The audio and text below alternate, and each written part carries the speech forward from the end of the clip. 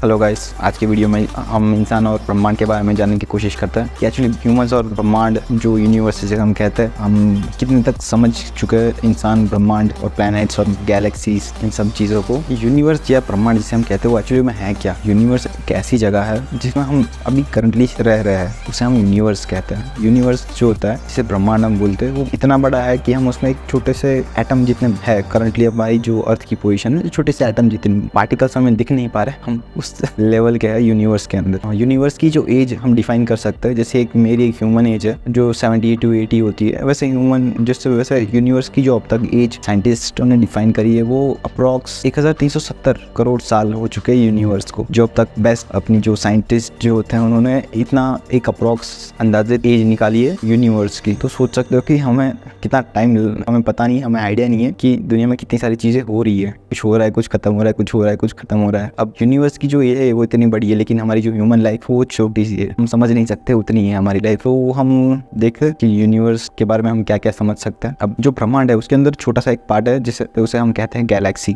Galaxy जैसे हमारी पृथ्वी है, हमारी पृथ्वी जो है वो एक मिल्की वे गैलेक्सी के अंदर आती है। गैलेक्सी एक ऐसा सिस्टम होता है, बहुत सारे प्लैनेट्स या स्टार्स जिसे हम कहते हैं या नेबुलास कहते हैं, एस्ट्रॉइड्स कहते हैं, वो सब उसके अंदर होते हैं। मिल्की वे गैलेक्सी के कंपैरेटिवली बहुत सारी डिफरेंट टाइप्स ऑफ गैलेक्सीज है जो बहुत बड़ी है, या अलग अलग टाइप की गैलेक्सीज होती है। हमारे जो इतने बड़ा ब्रह्मांड है उसके अंदर एक्चुअली में गैलेक्सीज कितनी है, तो गैलेक्सीज ह्यूमंस ने अब तक सर्च करी है वो है 1 लाख करोड़ गैलेक्सीज। उन्होंने सर्च, इन शॉर्ट उन्हें एक अप्रॉक्स नंबर डेटाबेस उन्हें मिला है कि 1 लाख करोड़ से ज्यादा मिल्की वे गैलेक्सी की तरफ डिफरेंट टाइप्स ऑफ गैलेक्सीज हो सकती है। अब तुम ये नंबर ही सोच सकते हो, 1 लाख करोड़ यानी कितना बड़ा नंबर हो सकता है। अब जो नंबर है वही सोच के दिमाग काम नहीं कर रहा यार, क्या है ये। तो हम ऐसे, मुझे नहीं लगता कि हम यूनिवर्स में अकेले ऐसी स्पीसीज है जो सोच सकती है। अब इतना बड़ा ब्रह्मांड है तो उसके अंदर एक्चुअली में कोई बहुत सारी स्पीसीज हो सकती है जो हमसे भी एडवांस हो सकती है, कहीं ना कहीं और जगह पर भी लाइफ एग्जिस्ट कर सकती है। तो मिशन सर्च करना है कि यार दूसरे गैलेक्सीज या मल्टीवर्स में कहीं ना कहीं तो लाइफ है, मतलब हो सकती है, ये पॉसिबिलिटी है, कुछ भी हो सकता है, बस हमारी रीच नहीं है वहाँ तक, हमें समझने की कोशिश नहीं है वहाँ तक, तो हम ट्राई कर सकते हैं उस चीज़ के लिए। तब जैसे ब्रह्मांड है तो हमारे जो कॉन्सेप्ट्स होते हैं मूवीज वगैरह में, मल्टीवर्स या पैरेलल यूनिवर्स, यहाँ पे जो चीज़ हो रही है शायद वहाँ पे भी हो सकती है, कुछ भी हो सकता है, हमें नहीं आता। बट हमें हमारा छोटा सा ब्रह्मांड है, उसके अंदर भी छोटी सी गैलेक्सीज होती है, उसके अंदर भी छोटे से सिस्टम्स होते हैं, और उसके अंदर हमारा एक छोटा सा ग्रह होता है, और उस ग्रह के अंदर हम स्टे कर रहे हैं। और करंटली मैं जो ये आप पोजीशन पे वो मेरी पोजीशन है। इतना बड़ा डेटाबेस है, इतना बड़ा चीज़ है, हमें उसके बारे में कुछ आइडिया नहीं है, तो हम उस चीज़ को खंगाल के रहेंगे। ठीक, हम सर्च कर सकते हैं, हम कनेक्ट कर सकते हैं कि कितने लोग हैं जो मेरे साथ कनेक्ट कर सकते हैं, मैं किन लोगों से कनेक्ट कर सकता हूँ। आपको जो भी लगे आप कमेंट कर सकते हैं, आपके पास जो भी नॉलेज या डेटाबेस है तो आप हमें शेयर कर सकते हैं। बहुत सारे ब्रिलियंट लोग हैं इंडिया के अंदर, वो बाहर जाके भी काम करते हैं, इंडिया का बहुत नाम रोशन करते हैं, एक पीसफुल लाइफ जी रहे हैं वैसे ह्यूमंस। तो पीसफुल लाइफ से ज़्यादा हम थोड़ी और एडवांस लेवल्स पे जा सकते हैं, तो वही चीज़ करनी है हमें थोड़ा,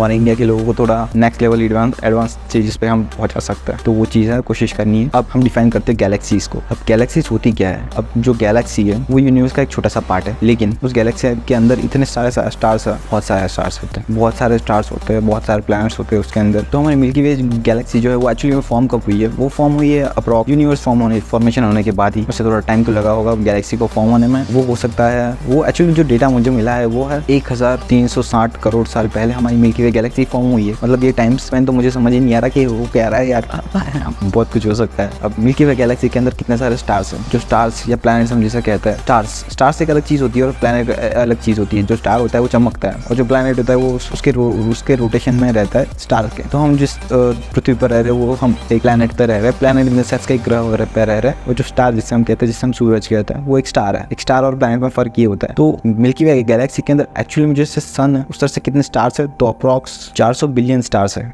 400 बिलियन स्टार्स हमारी हिंदी भाषा में कितनी होती है, हमारे इंडियन लैंग्वेज जिसमें कितनी होती है, आपको क्या लगता है? सर्च कर दो यार, कमेंट कर दो थोड़ा। 4 बिलियन का डेटा मतलब कितना होता है? 4 बिलियन का डेटा होता है 4000 करोड़ स्टार्स हमारे मिल्की वे गैलेक्सी के अंदर है सिर्फ। तो ब्रह्मांड में कितने स्टार्स हो सकते हैं और कितने प्लैनेट्स हो सकते हैं उनके अंदर? ये हमारा नॉर्मल एक जो डेटा मिला है वो 4000 करोड़। 4000 करोड़ समझ सकते हो कितना, इतने सारे स्टार्स है, और उन स्टार्स के आसपास कितने सारे प्लैनेट्स हो सकते हैं। उन प्लैनेट्स के अंदर लाइफ कहीं ना कहीं तो एग्जिस्ट करती ही होगी, सोच सकते हो। थोड़ा स्केल बढ़ा लो यार। अब जो हमारी मिल्की वे गैलेक्सी है इसका हम रेडियस डिफाइन करते हैं कि रेडियस इसका कितना है। हमारे मिल्की वे गैलेक्सी का रेडियस 5280 लाइट ईयर्स का रेडियस है। उसको इंटू 2 कर दो तो एक्चुअली में जो हमारी साइज है लाइट ईयर्स की कैलकुलेशंस में, तो हमारे मिल्की वे गैलेक्सी की इतनी बड़ी साइज है। तुम इतना ट्रैवल कर लो तब तुम्हारी मिल्की वे गैलेक्सी पार हो सकती है। समझ रहे हो? नहीं समझे? अब समझाता हूँ। अब बेसिक एक लाइट ईयर होता क्या है? एक लाइट ईयर ये होता है कि एक साल में जो लाइट ट्रैवल करती है, लाइट की ट्रैवल करने की जो स्पीड है एक साल में कितनी होती है। तो एक साल में लाइट की ट्रैवलिंग जो स्पीड है अपने इंडियन लैंग्वेज में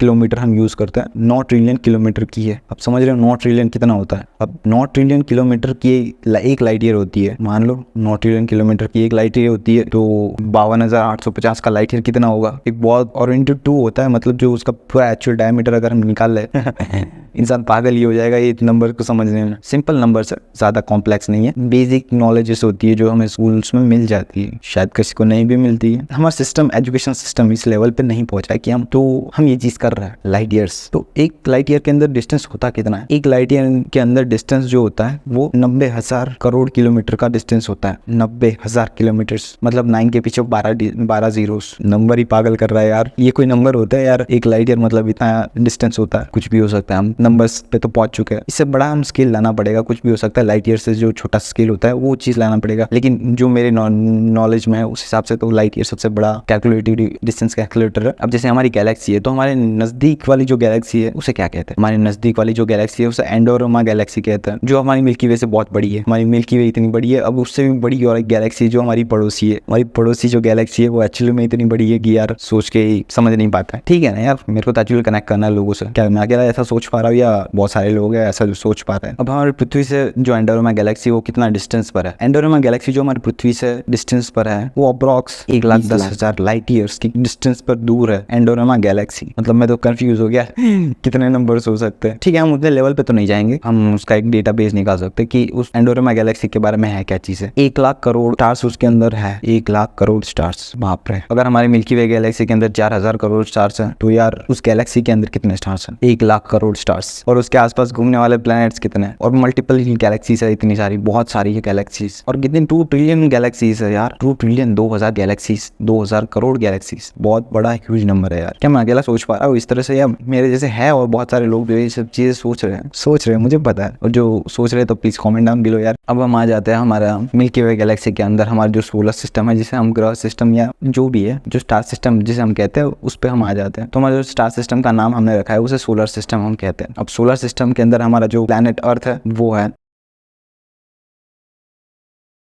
प्लैनेट अर्थ, जो ये है जो घूम रहा है, ये हमारा प्लैनेट है। और हमारा एक सोलर सिस्टम है। तो जो हमारा सिस्टम है, स्टार के आसपास जो घूमने वाला जो चीज़ है उसे हम सोलर सिस्टम कहते हैं। तो जो हमारा सूरज है उसके इर्द गिर्द घूमने वाला जिसे ग्रह कहते हैं, उसके अंदर सोलर सिस्टम है। और सोलर सिस्टम का हमारा अर्थ है, और अर्थ के अंदर हमारी हमारा छोटा सा प्यारा सा भारत। इतने लाइट ईयर्स हम पार कर चुके हैं, मुझे आइडिया ही नहीं हो रहा। मिल्की वे गैलेक्सीज है, एंडोरोमा गैलेक्सीज और यूनिवर्स, और हम यहाँ पे छोटे से देश में रह रहे हैं जिसे हम भारत कहते हैं। छोटा सा देश नहीं है एक्चुअली, हमारे लिए बहुत बड़ा है, लेकिन जब हम बड़े पर्सपेक्टिव से देखते हैं तो छोटा सा देश है, उसके अंदर हम रह रहे हैं। मतलब हमारा घर जिसे हम कहते हैं, हमारा घर। अब इस घर के अंदर बहुत सारे लोग हो सकते हैं, अमीर हो सकते हैं, गरीब हो सकता है, मतलब कुछ भी हो सकता है। कोई इंटेलिजेंट हो सकता है, या कोई नॉर्मल जी रहा है, या कुछ भी जो इंसान जी रहा है। वैसे इतनी बड़ी अर्थ है, उस इतनी बड़ी अर्थ के ऊपर कुछ भी हो रहा है यार। तो सोलर सिस्टम के हर बारे में हम जानते हैं। सोलर सिस्टम कब फॉर्म हुआ? हम यूनिवर्स फॉर्म हुआ, फिर गैलेक्सी फॉर्म हुई, फिर उसके अंदर सिस्टम्स फॉर्म होते हैं। स्टार सिस्टम फॉर्म हुआ, स्टार सिस्टम फॉर्म हो गए, तो हमारे सोलर सिस्टम का एज कितना हो सकता है? तो हमारे सोलर सिस्टम का एज भी एक बहुत बड़ा नंबर है हमारे लिए। हमारे सोलर सिस्टम का जो एज है वो 457 करोड़ साल का एज है। 457 करोड़ सालों का एज हमारे सोलर सिस्टम का है। कहाँ मिल्की वे गैलेक्सी की एज, कहाँ यूनिवर्स की एज, कहाँ हमारे सोलर सिस्टम की एज, और तो हमारे अर्थ की एज भी बाकी है। देखते हैं अर्थ की एज कितनी होती है थोड़े टाइम बाद। अब हमारे स्टार सिस्टम के अंदर, जिसे हम सोलर सिस्टम कहते हैं, वो स्टार सिस्टम के अंदर 8 प्लैनेट्स है। कभी प्लूटो प्लैनेट में आता है, कभी प्लूटो प्लैनेट में नहीं आता। तो 8-9 प्लैनेट्स हैं हमारे सोलर सिस्टम के अंदर। अब हमारे स्टार के आसपास कितने जो चीजें है वो घूमती है, जिसे हम कहते हैं सैटेलाइट, या जो प्लैनेट के आसपास जो घूमती है जिसे हम सैटेलाइट, या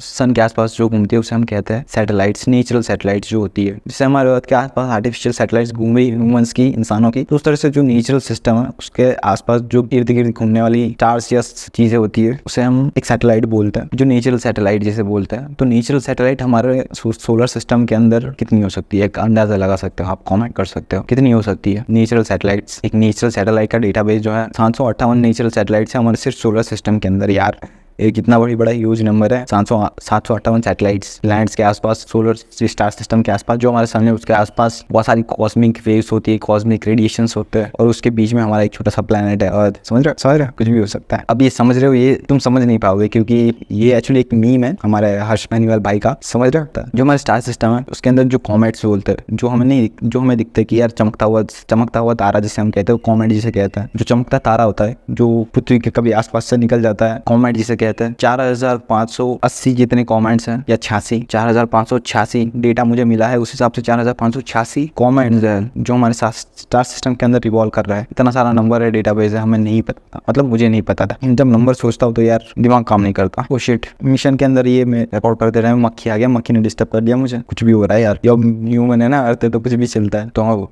ये था हमारा सोलर सिस्टम। अब हमारे पड़ोसी के बारे में जान लेते हैं। हमारी पड़ोसी कौन हो सकता है? जैसे स्टार सिस्टम और सोलर सिस्टम है, हमारा सन जैसा स्टार है, वैसा हमारा पड़ोसी कौन हो सकता है? तो हमारा पड़ोसी है Alpha Centauri, Proxima Centauri, ABC। ये हमारे पड़ोसी स्टार है, स्टार सिस्टम जिसे हम कहते हैं। हमारा पड़ोसी स्टार सिस्टम भी है। जो नजदीक वाला जो स्टार सिस्टम है वो प्रॉक्सिमा सेंचुरी, मतलब जिसे हम अल्फा सेंचुरी भी कहते हैं, वो है हमारा पड़ोसी। हम प्रॉक्सिमा के बारे में क्यों हम जानना चाहिए, या अल्फा के बारे में हमें क्यों जानना चाहिए? कोई नासा ने एक 2069 के लिए एक मिशन रेडी करके रखा है, या कुछ है उनका प्रोजेक्ट नासा जो स्पेस में काम करती है, जो स्पेस के लिए काम करती है। तो उन्होंने एक मिशन डिजाइन किया हुआ है या वो करके रखा है अप्रोच 2069 के लिए। ये अल्फा सेंचुरी के लिए एक सैटेलाइट भेजना है कि वहाँ पे है क्या चीज़ है। तो जो हमारा सैटेलाइट रहेगा वो वहाँ पे जाएगा और थोड़ा जो भी डेटा मिलेगा उसे वो वैसे शेयर करेगा, हमें फीडबैक देगा। जैसे Voyager 1 है, वो अभी बहुत डिस्टेंस पर है, लेकिन उससे तगड़ी स्पीड पे भेजने वाले हैं हम उसे, जैसे अल्फा सेंचुरी तक वो पहुंच सके हमारी सैटेलाइट। तब तक तो शायद मैं नहीं रहूंगा, लेकिन हमारा नासा तो रहेगा। ह्यूमन से यार कुछ भी कर सकते हैं। अब अल्फा सेंचुरी के बारे में जान लेते हैं। अल्फा सेंचुरी हमारे यहाँ से 4.21 लाइट ईयर्स के डिस्टेंस पर है। मतलब 4.21 लाइट ईयर्स भी एक बहुत बड़ा नंबर है यार। 90,000 करोड़ किलोमीटर इंटू 2 कितना हो रहा है? 1,80,000 किलोमीटर के डिस्टेंस पर है। मतलब जो हमारी अल्फा सेंचुरी गैलेक्सी, मतलब Proxima Centauri solar star system है उसे, और उसके अंदर 3 स्टार्स है और बहुत सारे प्लैनेट्स है। बहुत सारा नहीं है, मतलब है कुछ प्लैनेट्स है वहाँ पर। हमें इतना नहीं डीप जाना है प्रॉक्सिमा सेंचुरी के बारे में, लेकिन जा सकते हैं। जिसको बहुत ही रिसर्च का, एनालिसिस का और कीड़ा हो सकता है, वो जा सकता है, कुछ भी कर सकता है। ओ शिट, और ये मुझे कोई तो भी परेशान कर रहा है। और एक छोटी सी मक्खी है। हमारे पड़ोसी स्टार सिस्टम के बारे में जान लिया हमने। हवा हम आ जाते अपने अर्थ पर। ये मुझे जो मार्केट हमारा भाई है उनके शॉप से मिल गया, तो वही चीज में लेके आ गया। इससे बड़ा एटलास मेरे पास कुछ था नहीं, तो यही लेके आ गया मैं। हाथी भाई के ऊपर हमारी अर्थ गोल गोल घूम रही है। मेरा घर तो सर्च कर रहा हूँ, लेकिन मेरा घर मिलेगा नहीं इसमें। क्या है यार, मेरा घर नहीं मिल रहा है इसमें। हम जानते हैं हमारी पृथ्वी के बारे में, हमारी पृथ्वी कब फॉर्म हुई थी, मतलब हमारी पृथ्वी की एज हम जान लेते हैं। तो हमारी पृथ्वी की एज क्या लगता है कितनी हो सकती है? अगर सोलर सिस्टम को बनने में इतना टाइम लगा है तो हमारी अर्थ को भी उतना ही टाइम लगा होगा। तो हम अर्थ की एज के बारे में जानते हैं, ठीक है। अब अर्थ की एज जो है 454 करोड़ ईयर्स की है, मतलब 454 करोड़ साल की अर्थ की एज है, ठीक है। अब इतनी बड़ी एज जो है, क्या लगता है? यूनिवर्स की एज, फिर गैलेक्सी की एज, फिर सोलर सिस्टम की एज, फिर पृथ्वी की एज। पृथ्वी और सोलर सिस्टम की अप्रोक्स सेम ही एज है। जो अपनी अर्थ है, जो धरती माँ है, उसका एक्चुअली में रेडियस कितना हो सकता है, मतलब टोटल इसकी अर्थ की लेंथ कितनी है? तो जो अर्थ की लेंथ है वो 637.71 किलोमीटर्स रेडियस है उसका, और उसका जो एक्चुअल डायमीटर है उसका इंटू 2 है। तो एक्चुअल में इतनी बड़ी हमारी अर्थ है। हाथी भाई के ऊपर हमने अर्थ को सवार करके रखा है लेकिन एक्चुअल में हाथी भाई के ऊपर नहीं सवार रहती है हमारी अर्थ। हमारी अर्थ सोलर सिस्टम के आसपास घूमती है, और जो सोलर सिस्टम है वो मिल्की वे के इर्द गिर्द गोल गोल घूमता है। और जो गैलेक्सी वो ऐसे ही यूनिवर्स में यही वही घूम रही है। बेसिक पॉइंट यही है। हमारा अर्थ और सन, ये हमारी अर्थ है, और ये सपोज ये हमारा सन है। तो हमारे अर्थ और सन के बीच में जो डिस्टेंस है वो 14 करोड़ किलोमीटर का डिस्टेंस है। मतलब समझ रहे हो, 14 करोड़ किलोमीटर का डिस्टेंस है अर्थ और इसके बीच में। ना लंबा डिस्टेंस है। और हम सैटेलाइट्स पे जैसे मिशंस और प्रोजेक्ट्स कर रहे हैं, ठीक है। जो अर्थ की गोल गोल घूम रही प्रोजेक्ट्स है वो सब सैटेलाइट्स है, और अभी मिशंस प्लान किए हुए हैं। कोई मार्स पे जा रहा है, कोई सन पे जा रहा है, कोई out of the solar system जा रहा है, कुछ भी होता है। अब ये सब चीज़ें तो अब मेरी समझ में, मेरे दोस्तों की समझ में, कुछ लोगों को ये चीज़ें नहीं लग सकती है कि यार ये क्या हो रहा है, ये सैटेलाइट्स वगैरह क्या है। तो बहुत सारी चीज़ें है जो हमें आसमान में दिखती है, लेकिन हम देख नहीं सकते। टेलीस्कोप की जरूरत होती है उसके लिए। अब जैसे अर्थ का फॉर्मेशन हुआ कितने सालों पहले, 400 करोड़ साल पहले। तो जब फॉर्मेशन हो रहा था तो एक्चुअली में एक हवा का गोला था, ठीक है। हवा का गोला, फिर इसमें सब चेंजेस वगैरह आना स्टार्ट हो गए, अब चेंजेस होने के बाद जो हीट वेव्स वगैरह होती है या फ्यूजन होता है, उसके बाद अर्थ में कुछ लेयर्स फॉर्म हो गई। फॉर्म होने के बाद एटमॉस्फेयर बना धीरे धीरे। एटमॉस्फेयर बनने के बाद पानी बना, लैंड बना, और आज से इनिशियल मतलब 200 मिलियन साल पहले, हाँ वही अर्थ फॉर्मेशन होने के बाद की बात है ये। आज से 200 करोड़ साल पहले यही वो मतलब जो लैंड है और पानी है वो पूरा एक साथ था, जो लैंड मास है पूरा एक साथ में हुआ करता था, जिसे हम गोंडवाना लैंड या प्लेग या वूर या अटलांटिक या आर्टिक जिसे हम कहते हैं। उस टाइम पे ये सुपर कॉन्टिनेंट्स हुआ करते थे, सुपर कॉन्टिनेंट, समझ रहे हो? अभी जो नॉर्मल कॉन्टिनेंट है वो नहीं, सुपर कॉन्टिनेंट होते हैं। अभी जो नॉर्मल कॉन्टिनेंट्स है, एशिया है, अफ्रीका है, north America, south America, Australia, Atlantic, ये जो है अभी के नॉर्मल कॉन्टिनेंट्स है। जो नेक्स्ट लेवल कॉन्टिनेंट्स है, जो पहले के जो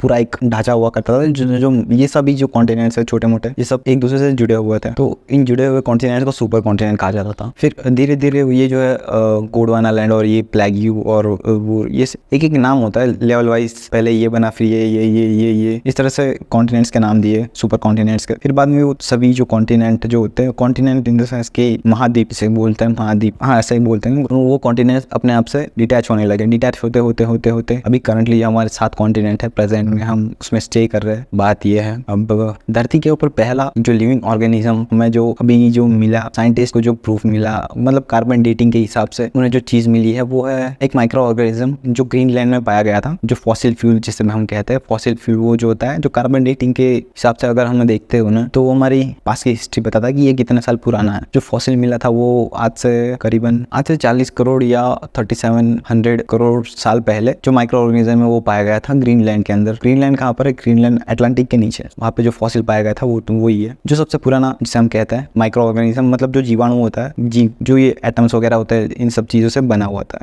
हम जो है इंसान या कोई भी स्पीसीज होता है वो बना है एटम्स और जो मॉलिक्यूल्स होते हैं उन सब चीजों से बना होता है। जो पहला लिविंग ऑर्गेनिज्म बना था वो ग्रीनलैंड में बना था, ऐसा है साइंटिस्ट के हिसाब से। जो हमारी धरती है वो हमारी मदर है। अब धरती के ऊपर जो एटमॉस्फेयर है जिसे हम नेचर कहते हैं, नेचर जिसे हम प्रकृति कहते हैं, अब वो प्रकृति ने हमें जन्म दिया है। अब जो माइक्रो ऑर्गेनिज्म है वो थोड़ा बड़ा हो गया, वो पानी में फिर जीने लगा, पानी में जीने के बाद वो धरती पर आ गया, धरती पे आया, फिर वो उड़ने लगा और वो डायनासोर बन गए। आज से 20 करोड़ साल पहले, 20 या 200 करोड़ साल पहले, आज से 200 करोड़ साल पहले जो जीवाणु था वो धीरे धीरे करके फिश में, मतलब एक्वेटिक एनिमल बन गया, मतलब पानी का जीव बना। पानी का जीव बनने के बाद वो लिजर्ड बन के, मतलब छिपकली बन के, फिर बाद में वो धीरे से पृथ्वी पर आया, मतलब जो जमीन मास होता है लैंड उसके ऊपर आया। उसके बाद वो डायनासोर में कन्वर्ट हो गया। अब डायनासोर में कन्वर्ट हो गया, ठीक है, समझ रहे हो? आज से 200 साल पहले की बात है, 200 साल पहले की बात। अब 200 साल मतलब एक बहुत लंबा पीरियड होता है। अब जो डायनासोर 200 साल पहले डायनासोर्स, अब डायनासोर्स ने भी बहुत लंबा टाइम काटा, पूरी पृथ्वी पर वो घूमते रहे, इधर उधर हर जगह घूमते थे। लेकिन फिर एक एस्ट्रॉइड आया और धमाका कर दिया अर्थ पे। अब जो धमाका हुआ उसके अंदर यार डायनासोर सब खत्म हो गए, ठीक है। जो जमीन पे रहने वाले हर कोई जीव था वो खत्म हो चुका था, जो बड़े बड़े डायनासोर्स थे, और वो सब करीबन बहुत सालों तक वो एस्ट्रॉइड यानी पृथ्वी से बाहर से आने वाली जो चीज होती है जो आके टकरा जाती है पृथ्वी से या किसी भी प्लेनेट से, और वो धमाका हो जाता है। धमाका इन द सेंस कि उस चीज को नष्ट कर देती है। अब नष्ट हो गया, डायनासोर सब खत्म हो गए। अब उसके बाद एक लंबा टाइम लगा धरती पे फिर से जीवन को खिलने में। जो एक्वेटिक एनिमल्स थे वो तो बड़े बड़े जीव, वो तो जी रहे थे, जैसे कि हमारी जो बिग व्हेल होती है, व्हेल जो होता है, व्हेल वो एक बहुत बड़ा जीव है, वो तब से जी रहा है। और फिर जो छोटे छोटे जीव थे वो फिर पृथ्वी पर आए। फिर पृथ्वी पे से कुछ एप्स बन गए। एप्स मतलब जो बंदर होते हैं। ह्यूमंस कहाँ से फॉर्म हुए? ह्यूमंस फॉर्म हुए एप्स के थ्रू, मतलब जो बंदर की प्रजाति होती है। अब ह्यूमंस जब फॉर्म हुए तो ह्यूमंस के भी डिफरेंट ऑफ टाइप्स थे, जैसे डायनासोर्स के डिफरेंट टाइप्स होते हैं वैसे ह्यूमंस के डिफरेंट स्पीसीज होते हैं, मतलब अलग अलग टाइप्स थे, अप्रॉक्स 8 थे। हम जो होते हैं हम होमो सेपियंस है, जो दूसरे हैं वो नेदरलैंड्स, इस तरह से और कुछ और डिफरेंट 8 नाम से, ऐसा है। अब इसमें ये चीज होती है कि ह्यूमंस उसके बाद फॉर्म हुए, डायनासोर्स के आने के बाद। अब ह्यूमंस जब फॉर्म हुए वो 60 लाख साल पहले, सबसे पहले जो ह्यूमंस फॉर्म हुए, जो हमें डेटा मिला है उसके हिसाब से इथियोपिया में, अफ्रीका के अंदर, ये अफ्रीका है यहाँ पर, और इथियोपिया के अंदर सबसे पहले एप्स का जो फॉर्मेशन हो रहा था धीरे धीरे वो ह्यूमंस में हो रहा था। उसे भी बहुत लंबा टाइम लगा, 60 साल। 60 साल एक बहुत लंबा पीरियड होता है। 60 लाख साल, सॉरी 60 लाख ईयर्स। और मेरी लाइफ कितनी है? 80 साल। कहाँ पे 80 साल और कहाँ पे 60 लाख साल, बहुत लंबा फ्रेज है। तुम्हें क्या लगता है कि यार जब से इंसान फॉर्म हुआ है तब से लेके अब तक कितने इंसान पैदा होकर मर चुके होंगे इस पृथ्वी पर, इतने बड़े पृथ्वी पर? एक सब एनालिसिस मुझे मिला है, तो एक डेटा के हिसाब से मुझे ये मिला है कि पृथ्वी पर अब तक 11,700 करोड़ लोग पैदा होकर मर चुके हैं। 11,700 करोड़ जो नंबर होता है, डिजिट होता है, वो इतना बड़ा है कि यार तुम क्या बताऊं, इतना बड़ा नंबर ट्रेस करना ही बहुत डिफिकल्ट हो जाता है। करंट टाइम फ्रेज में ह्यूमंस की जो टोटल पॉपुलेशन है धरती पर 800 करोड़ है, ठीक है। 800 करोड़ ह्यूमंस धरती पर रहते हैं। Africa, Asia, Australia, north America, south America, और सबसे ज्यादा हमारे इंडिया के अंदर ही रहता है। 140 करोड़ रहता है इंडिया के अंदर, दूसरा चाइना में रहता है। मतलब ह्यूमन पॉपुलेशन तुम सोच सकते हो, जनसंख्या इतनी है और टाइम बहुत कम है, 80 साल या 50 साल ले लो, मेरे पास तो 50 साल है, तो 50 साल अपना टाइम है। और लाइट ईयर कहाँ पर है और ह्यूमंस कहाँ पर है, यूनिवर्स कहाँ पर है, गैलेक्सी कहाँ पर है। तो ये सब चीज़ें इंटरकनेक्टेड होनी चाहिए मेरे हिसाब से, क्योंकि पॉपुलेशन बहुत बढ़ रही है यार, पॉइंट वही है। तो आपको क्या लगता है, आपको कुछ भी अगर थॉट्स वगैरह कुछ आ रहा है तो आप कमेंट कर सकते हो, मजा आ जाएगा आपके थॉट्स पढ़ने के लिए। यार कोई क्रिएटर नहीं मिल रहा था इसलिए मैं सोचा खुद ही क्रिएट कर लेता कुछ, हम कनेक्ट कर सकते हैं। Please subscribe, comment down your thoughts, आप क्या सोचते हो। प्लीज गिव फीड कि मैं किस जगह पर क्या चेंजेस कर सकता हूँ और किस तरह से कर सकता हूँ, और फीड की वीडियोस को किस तरह से सही कर सकता हूँ। That's it, thank you for your time, appreciated. और ये है अपना प्यारा भारत, यानी हमारा घर और ये हमारी पृथ्वी। Thanks for watching.